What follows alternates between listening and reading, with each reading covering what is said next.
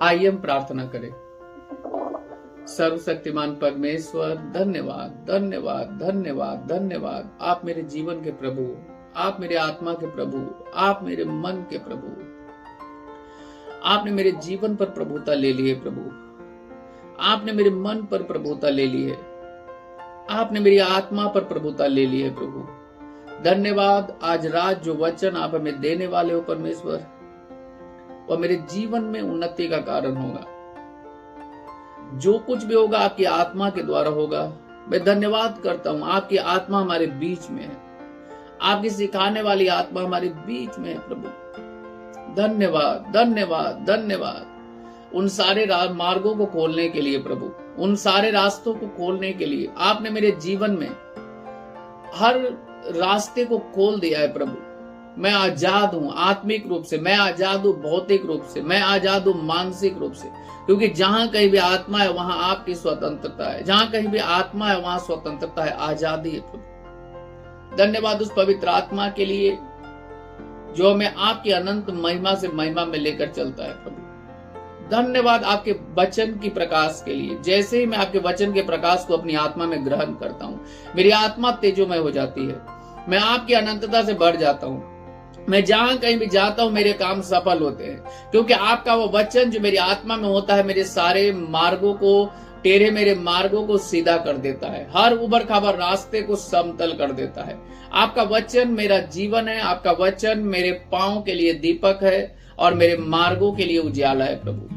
जैसे ही मैं आपके वचन को ले लेता हूं प्रभु अपनी आत्मा में, मैं इसे धारण किए रहता हूं, मैं देखता हूं पहाड़ों को अपने रास्ते से हटते हुए प्रभु। उन वचनों के द्वारा जो मेरी आत्मा में होती है प्रभु, उन वचनों के द्वारा जो आपने हमें दिया है, मुझे आपसे वो प्रकाशन चाहिए प्रभु अपने जीवन को बदलने के लिए। और आपने मुझे जो वचन दिया है प्रभु, उसके द्वारा मैं पूरे विश्व को बदल सकता हूँ, मैं अपने जीवन को बदल सकता हूँ, मैं अपने जीवन में पहाड़ों को हटा सकता हूँ। धन्यवाद धन्यवाद मेरी आंखें खोलने के लिए, धन्यवाद मेरे हृदय खुले हुए, मेरे मस्तिष्क खुले हुए, मेरी आत्मा खुली हुई है आपके वचनों को सुनने और ग्रहण करने के लिए। यीशु मसीह के नाम में आमीन, हालेलुया।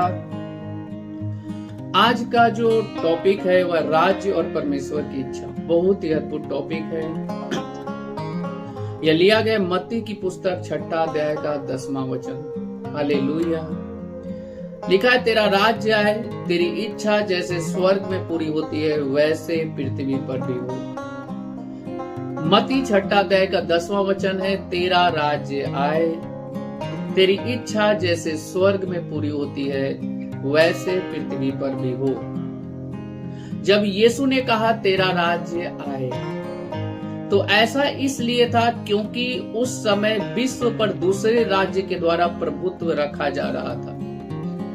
यीशु मसीह जब इस दुनिया में था, उसके पहले और उसके बाद जो है वो 2 तरह के काल चक्र है, 2 तरह का समय है। हम देखते हैं यह यीशु की मृत्यु, गारे जाने और पुनरुत्थान और स्वर्गारोहण से पहले था। यह नई सृष्टि के आगमन से पहले था। जब यीशु ने कहा तेरा राज्य आए, तो ये यीशु की मृत्यु से पहले था, जो यीशु ने प्रार्थना को सिखाया। अब आपको इसे समझना पड़ेगा, यहाँ समय चक्रों का फेर बदल है, लेकिन उसके पुनरुत्थान और पेंतिकुस्त के दिन पवित्र आत्मा के आगमन के बाद जिसने नई सृष्टि का आरंभ किया, तेरा राज्य आए, उसी समय जब पेंतिकुस्त का दिन आया, तो जब पवित्र आत्मा पहली बार जो है इस धरती पर उतरा, जब यीशु का पुनरुत्थान हुआ, तब परमेश्वर का राज्य पवित्र आत्मा के द्वारा इस धरती पर आ गया था और वह आप में है। हालेलुया। इसलिए अब हम यह प्रार्थना नहीं करते कि तेरा राज्य आए, क्योंकि परमेश्वर का राज्य पवित्र, वह यीशु ने कहा कि वह तुम में होगा, वह पवित्र आत्मा के द्वारा हम में है। तो यहाँ पे 2 तरह के काल चक्र है, एक यीशु के समय और एक यीशु के पुनरुत्थान के बाद। लेकिन उसके पुनरुत्थान और पेंतिकुस्त के दिन पवित्र आत्मा के आगमन के बाद, पवित्र आत्मा जब धरती पर आ चुका था, जिसे नई सृष्टि का आरंभ कर दिया, अब पवित्र आत्मा इस धरती पर आया, उसने एक नई विश्व, नई सृष्टि का निर्माण कर दिया। पहले लोगों को परमेश्वर से जुड़ने के लिए बहुत तरह की प्रक्रियाओं से गुजरना पड़ता था, लेकिन पवित्र आत्मा के आने के द्वारा अब नई सृष्टि का आरंभ हो गया। अब परमेश्वर से जुड़ना आसान हो गया। अब हम, क्योंकि यीशु इस प्रार्थना को पूरा करने के लिए आया था। परमेश्वर का राज्य, ये तेरा राज्य आए की जो प्रार्थना है उसे पूरा करने के लिए यीशु आया था। अब हमने मसीह यीशु में उद्धार के द्वारा मसीह यीशु में उद्धार के द्वारा राज्य को ग्रहण किया है।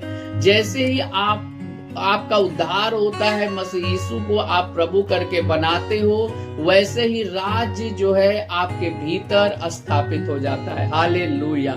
यह एक गहरा रहस्य है। तेरा राज्य आए, तो आपने जैसे ही यीशु मसीह को प्रभु करके ग्रहण किया, आपने जैसे ही यीशु मसीह को अपने मन पर, अपनी आत्मा पर, अपने प्राण पर, अपने शरीर पर, अपने व्यवसाय पर, अपने संपूर्ण जीवन पर प्रभुता दी, वैसे ही प्रभु यीशु मसीह का राज्य आप में स्थापित हो गया। यहाँ लिखा है कि अब हमने यीशु मसीह में उद्धार के द्वारा राज्य को क्या कर दिया है, ग्रहण किया है। अब राज्य आपके अंदर आ गया है। जब आपने यीशु को अपना प्रभु बनाया, वह राज्य जो है वह आपके अंदर आ गया है। तेरा राज्य आए, परमेश्वर का राज्य, यीशु को प्रभुता, अपने जीवन पर प्रभुता देने के द्वारा यीशु परमेश्वर का राज्य आप में आ चुका है। अब हम इब्रानियों 12 अध्याय का 18 वचन से पढ़ते हैं, सीजेबी अनुवाद से। इस कारण हम इस राज्य को पाकर जो हिलने का नहीं कृतज्ञ हो। बहुत ही अद्भुत वचन है। लिखा, इस कारण हम इस राज्य को पाकर, आपने यीशु को अपने जीवन पर प्रभुता दिया, आपने यीशु को अपने मन पर प्रभुता दिया, आपने यीशु को अपनी आत्मा पर प्रभुता दिया। अब यह जो राज्य है, वो राज्य जो है आपके भीतर आ चुका है। और यह राज्य लिखा है कि इस कारण, हालेलुया, क्या आपने इसे देखा? इस कारण हम इस राज्य को पाकर जो हिलने का नहीं है, कृतज्ञ हो, आभारी हो। परमेश्वर का आप आभार व्यक्त कर सकते हैं आपको राज्य देने के लिए। धन्यवाद परमेश्वर, मुझे अपना राज्य देने के लिए। आभारी हो जाइए उस राज्य का। आप जितना ज्यादा आभारी हो जाते, उतना ज्यादा आप दर्शनों को पाते हैं। लिखा है, आभारी हो जाओ। इस कारण हम इस राज्य को पाकर जो हिलने का नहीं है, कृतज्ञ हो, आभारी हो जाओ। आप परमेश्वर से क्या हो जाते हो? आभार प्रकट करते हो। आपके जीवन के लिए, राज्य देने के लिए, आपके अंदर आत्मा की भरपूरी के लिए परमेश्वर आपकी सुनता है, इसके लिए आप आभार प्रकट करते हो। लिखा है, कृतज्ञ हो और भक्ति और भय सहित परमेश्वर की ऐसी आराधना करें जिससे वह प्रसन्न होता है। बहुत ही अद्भुत वचन है, इसे हम फिर से दोहराते हैं। लिखा, इस कारण हम इस राज्य को पाकर जो हिलने का नहीं कृतज्ञ हो और भक्ति और भय सहित परमेश्वर की ऐसी आराधना करे जिससे वह प्रसन्न होता हो। परमेश्वर की ऐसी आराधना करे जिससे वह प्रसन्न होता हो। अब राज्य आपके भीतर है, आपको कृतज्ञ होना है। अब जो पवित्र आत्मा आपके भीतर है और लिखा है भक्ति और भय सहित, अर्थात आप जो परमेश्वर से प्रार्थना करते हो उसमें दो चीजों का होना बहुत जरूरी है। क्या आपने इन वचनों को देखा? पहला है भक्ति। तो आप परमेश्वर से न केवल प्रार्थना करते हो बल्कि भक्ति सहित, भक्ति और भय सहित परमेश्वर के भय को भी मानना है। आपका जो जीवन एक मैसेज की तरह है। परमेश्वर के भय को जो मानता है वही उसकी भौतिक उपस्थिति को भी कैरी करता है। हालेलुया। तो यहाँ लिखा है कि भक्ति और भय सहित परमेश्वर की ऐसी आराधना करें। तो होने दीजिए कि आपकी जो आराधना है वो परमेश्वर को प्रसन्न करने वाला हो। तो आपकी कैसी आराधना परमेश्वर को प्रसन्न करती है? वह आराधना जिसमें भक्ति हो, वह आराधना जिसमें परमेश्वर का भय हो, वह जीवन जिसमें परमेश्वर की भक्ति हो और वह जीवन जिसमें परमेश्वर का भय हो। अगर वह जीवन ऐसा है तो आपकी आराधना जो है वो परमेश्वर को प्रसन्न करने वाली आराधना है। हालेलुया। जब उसने कहा तेरी इच्छा जैसे स्वर्ग में पूरी होती है वैसे पृथ्वी पर भी हो, यह बताता है कि उस समय परमेश्वर की इच्छा पृथ्वी में पूरी नहीं हो रही थी, लेकिन आज परमेश्वर की इच्छा की सिद्धता कलीसिया के द्वारा है। आज पवित्र आत्मा कलीसिया में है, आज पवित्र आत्मा आपके अंदर है, आज पवित्र आत्मा आपके घर में है और अब आप परमेश्वर की इच्छा को जान सकते हो और आप परमेश्वर की इच्छा को पूरा कर सकते हो, क्योंकि वह आत्मा जो परमेश्वर के मनों को, परमेश्वर की भेदों को जानता है, वह उसका आगमन कलीसिया में हो चुका है, उसका आगमन आपके जीवन में हो चुका है, उसका आगमन आपके परिवार में हो चुका है। हालेलुया। इफिसियों 3 अध्याय का 10वां वचन, ताकि अब कलीसिया के द्वारा परमेश्वर का विभिन्न प्रकार का ज्ञान उन प्रधानों और अधिकारियों पर जो स्वर्गीय स्थानों में है प्रकट किया जाए। क्या आपने देखा, पहले परमेश्वर का ज्ञान उन फरीसियों के पास था, लेकिन उनके पास आत्मा नहीं थी, केवल ज्ञान था। लेकिन अब ज्ञान के प्रकटीकरण की बात हो रही है। ज्ञान होना अलग चीज है और ज्ञान का प्रकट होना अलग चीज है। ज्ञान का प्रकट होना वो पवित्र आत्मा परमेश्वर की भेदों को, गूढ़ रहस्यों को आपकी आत्मा में प्रकट करता है कि आपको क्या करना है, आपको आपके भविष्य को दिखाता है। लिखा है यहाँ पे, ताकि अब कलीसिया के द्वारा परमेश्वर का विभिन्न प्रकार का ज्ञान, अब जो परमेश्वर का जो ज्ञान है वह कलीसिया के द्वारा उन प्रधानों और अधिकारियों पर जो स्वर्गीय स्थान में है प्रकट किया जाए। हालेलुया। जो स्वर्गीय स्थान में है, क्या आपने इसे देखा? आप स्वर्गीय स्थान में हो, आपकी आत्मा 24 घंटे परमेश्वर के साथ आनंद में है, आनंद में है, आनंदी जीवन। इसका अर्थ है कि हमें पृथ्वी में परमेश्वर की इच्छा को स्थापित करने का काम दिया गया है। अब आपके पास एक काम है और वह काम है परमेश्वर की इच्छा को जो पवित्र आत्मा ने आपके जीवन में प्रकट किया है, उसे आप इस विश्व में क्या करो? स्थापित करो। हम सक्रिय रूप से उसकी इच्छा को पूरा करते हैं। और वो कैसे? सक्रिय रूप से। आप ये नहीं कह सकते कि मेरा काम बस पैसे कमाना है। आपको परमेश्वर की इच्छा को इस विश्व में सक्रिय रूप से प्रकट करना, प्रत्यक्ष करना है। हालेलुया। हम दैनिक जीवन और कामों में इसे क्रियान्वित करते हुए और प्रत्यक्ष करते हुए, ठीक जैसे यीशु ने अपने चेलों पर फूंका। ध्यान दीजिएगा, एक गहरा रहस्य। यीशु मसीह ने अपने चेलों पर फूंका। वे बाइबल कॉलेज नहीं गए थे। यीशु ने अपने चेलों पर फूंका और कहा, जैसे मेरे पिता ने मुझे भेजा है वैसे ही मैं भी तुम्हें भेजता हूँ। यीशु ने कहा कि जैसे मेरे पिता ने मुझे इतनी सामर्थ्य के साथ, इतनी शक्ति के साथ, इतनी आत्मा की भरपूरी के साथ भेजा है, और यीशु अपने चेले पर फूंकते हैं और कहते हैं कि मैं भी तुम्हें उस सामर्थ्य के साथ, उस शक्ति के साथ पवित्र आत्मा को ग्रहण करो, उस पवित्र आत्मा की भरपूरी के साथ मैं भी तुझे वैसे ही भेजता हूँ। क्या आपने इस वचन को देखा? उसने हमें वह आयोग दिया, वह डिपार्टमेंट दिया है। अब हमें उत्तरदायित्व है कि पृथ्वी में और मनुष्यों के जीवन में उसकी इच्छा को अमल में लाएं। अब ये हमारा कर्तव्य है, हमारा उत्तरदायित्व है कि हमने पवित्र आत्मा को पाया है। अब हमने जबकि पवित्र आत्मा को पाया है तो हम जो है अब इस पवित्र आत्मा के द्वारा उसकी इच्छा को क्या करें? प्रत्यक्ष करें, अमल में लाए और स्थापित करें। यही कारण है कि नया जन्म पाने के बाद हम पृथ्वी पर बने हुए हैं। यदि यीशु मसीह का उद्देश्य होता उद्धार का, कि यदि एक व्यक्ति उद्धार पा लिया है तो वह स्वर्ग चला जाएगा, मरने के बाद स्वर्ग जाएगा, तो जैसे ही एक व्यक्ति का उद्धार होता उसका स्वर्गारोहण हो जाता। क्या आपने इसे देखा? उद्धार का अर्थ मरने के बाद स्वर्ग पाना नहीं है। यहाँ लिखा यही कारण है कि नया जन्म पाने के बाद हम पृथ्वी पर बने हुए, हम पृथ्वी पर नया जन्म पा लिए, फिर भी हम स्वर्ग क्यों नहीं जा रहे? एक व्यक्ति जो नया जन्मा है, जिसका उद्धार हो गया, वह धरती पर क्यों है?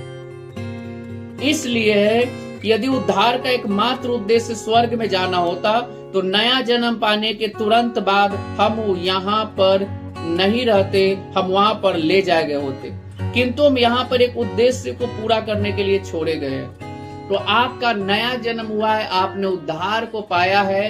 अब आपने जबकि परमेश्वर की आत्मा के द्वारा नया जन्म पाया है, उद्धार पाया है, तो अब आपका उद्देश्य है धरती पर परमेश्वर के राज्य को कायम करना।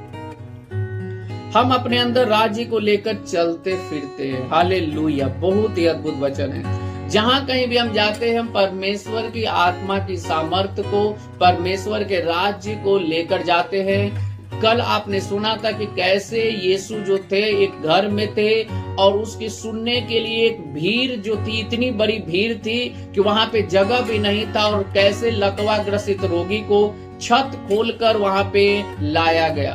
तो क्यों यीशु जब बोल रहे थे तो इतनी भीड़ क्यों थी? हालेलुया। दूसरा कुरिन्थियों 5वां अध्याय का 20वां वचन बहुत ही अद्भुत वचन है। इसलिए हम मसीह के राजदूत हैं। हालेलुया। आप एक कमजोर, एक शिकार व्यक्ति नहीं हो, आप एक सैनिक हो, आप परमेश्वर के राजदूत हो, आप मसीह के राजदूत हो। मानो परमेश्वर हमारे द्वारा विनती कर रहा है। हम मसीह की ओर से निवेदन करते हैं कि परमेश्वर के साथ मेल मिलाप कर लो। हालेलुया। आप अब यीशु मसीह के साथ क्या कर रहे हो? निवेदन कर रहे हैं कि लोग क्या कर ले? परमेश्वर के साथ मेल मिलाप कर ले। लोगों का जो रिश्ता परमेश्वर के साथ टूट गया है, वे लोग मेल मिलाप कर ले। और ये विनती आप भी परमेश्वर से कर रहे हो यीशु मसीह के साथ। लिखा इसलिए हम मसीह के राजदूत हैं। मानो परमेश्वर हमारे द्वारा विनती कर रहा है। हम मसीह की ओर से निवेदन करते हैं, हम मसीह की ओर से निवेदन करते हैं कि परमेश्वर के साथ मेल मिलाप कर लो। मसीह के राजदूत के समान हम हमारे स्वर्गीय स्थानों में प्रस्तुत करते हैं। हम परमेश्वर के राज्य के कानूनी प्रतिनिधि हैं। आपको वचन दिया गया है। वचन क्या है? एक कानूनी अधिकार देता है स्वर्ग राज्य का वचन। हालेलुया। यहाँ लिखा है कि चेतना आपको आपके दैवीय मिशन को पूरा करने के लिए सशक्त करती है। तो आपके पास एक दैवीय मिशन, एक स्वर्ग का मिशन है। आप स्वर्गीय हो, आप इस विश्व के हो ही नहीं, आप स्वर्ग के हो, आप स्वर्गीय प्रजाति हो और आप स्वर्गीय मिशन पे हो। आप स्वर्ग के मिशन पे हो। आपको जानना होगा मैं स्वर्गीय हूँ, मैं इस दुनिया में बीमार होने के लिए नहीं हूँ, कमजोर होने के लिए नहीं हूँ, सताए जाने के लिए नहीं हूँ, गरीबी होना मेरा अधिकार नहीं है। मैं स्वर्गीय हूँ, मैं मसीह का राजदूत हूँ और मैं स्वर्गीय मिशन पर हूँ। आपको इसे जानना होगा। हालेलुया। यह चेतना आपको दैवीय मिशन को पूरा करने के लिए सशक्त करती है। आपको इसी चेतना में जीना होगा कि मैं स्वर्गीय हूँ, मैं स्वर्ग का हूँ, मैं इस विश्व का हूँ ही नहीं, मैं परमेश्वर के राज्य का हूँ, मैं एक स्वर्गीय मनुष्य हूँ, मैं एक दैवीय मनुष्य हूँ। परमेश्वर की इच्छा को दिखाते हुए विश्व भर में राज्य के संदेश को फैलाते हुए आपको पता होना चाहिए कि आप भेजे गए हो, आप इस विश्व के हो ही नहीं, आप स्वर्गीय हो। अपनी आंखों को बंद कीजिए, आइए हम प्रार्थना करें। हालेलुया। प्यारे पिता, आपका धन्यवाद राज्य का एक राजदूत बनाने और पृथ्वी में आपकी इच्छा को स्थापित करने की सुविधा के लिए। मैं राज्य की महिमाओं, सुंदरताओं और भव्यता को फैलाता और प्रत्यक्ष करता हूँ, आपकी सच्चाई की घोषणा करते हुए, ताकि जिन्होंने अभी तक उद्धार को ग्रहण नहीं किया है उनका उद्धार हो और वे अंधकार से निकलकर परमेश्वर के पुत्र की महिमा में स्वतंत्रता में ला दिए जाएं। यीशु के नाम में आमीन।